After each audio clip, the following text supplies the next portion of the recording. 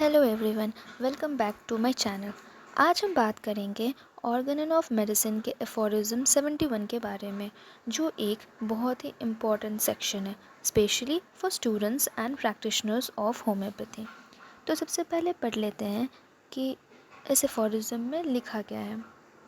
As it is now no longer a matter of doubt that the diseases of mankind consist merely of groups of certain symptoms and may be annihilated and transformed into health by medicinal substances, but only by such as are capable of artificially producing similar morbid symptoms, and such in the process in all genuine cures. Hence, the operation of curing is compromised in the three following points. First, how is the physician to ascertain what is necessary to be known in order to cure the disease? Second, how is he to gain a knowledge of the instruments adapted for the cure of the natural disease, the pathogenetic powers of the medicines? Third, what is the most suitable method of employing these artificial morbific agents, medicine, for the cure of natural disease? आइए इसका explanation देख लेते हैं। Doctor Hahnemann कहते हैं कि अब ये कोई डाउट वाली बात नहीं रही कि डिजीज़ क्या होती है।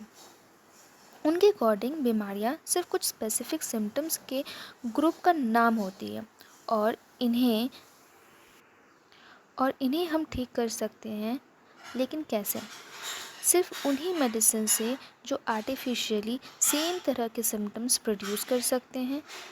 ये होती है होम्योपैथी की कोर प्रिंसिपल सिमिलिया सिमिलिबस क्यूरेंटा, लाइक क्योर्स लाइक। तो जेन्युइन क्योर का प्रोसेस 3 इम्पॉर्टेंट स्टेप्स में बताया गया है। स्टेप 1, फिजिशियन को क्या क्या जानना चाहिए किसी डिज़ीज़ को क्योर करने के लिए। यानी पहला काम है प्रॉपर केस टेकिंग और डिजीज़ का समझना। हर छोटी बड़ी सिम्टम्स को एक्यूरेटली नोट करना, पेशेंट के फिज़िकल, मेंटल और इमोशनल एस्पेक्ट्स को समझना। Without proper case knowledge cure possible ही नहीं है। स्टेप 2, डॉक्टर को कैसे पता चलेगा कि कौन सी मेडिसिन किस टाइप के सिम्टम्स प्रोड्यूस करती है? ये होता है ड्रग प्रूविंग से, यानी मेडिसिन का एक्शन हेल्दी इंडिविजुअल पर देखना।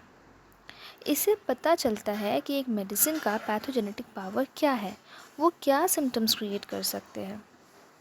थर्ड स्टेप है, अब जब डिज़ीज़ और मेडिसिन दोनों की नॉलेज है तो उन्हें सही तरीके से कैसे यूज़ करें। इस स्टेप्स में आता है मेडिसिन सिलेक्शन, पोटेंसी, डोज और रिपीटेशन का प्रॉपर मेथड, ताकि नेचुरल डिजीज़ को सेम सिम्टम प्रोड्यूसिंग मेडिसिन से ख़त्म किया जा सके बिना किसी सप्रेशन के। तो एफोरिज्म 71 कहता है, पहले डिजीज़ का पूरा नॉलेज लो, फिर मेडिसिन के इफ़ेक्ट को समझो और फाइनली उन मेडिसिन को एक्यूरेटली यूज़ करो क्योर के लिए। ये है true and scientific homeopathic healing का फॉर्मूला। अगर आपको ये वीडियो हेल्पफुल लगा हो तो लाइक, शेयर और सब्सक्राइब ज़रूर करें। नीचे कमेंट करें, बताएं अगर आपको नेक्स्ट कौन सा एफोरिज्म समझना है।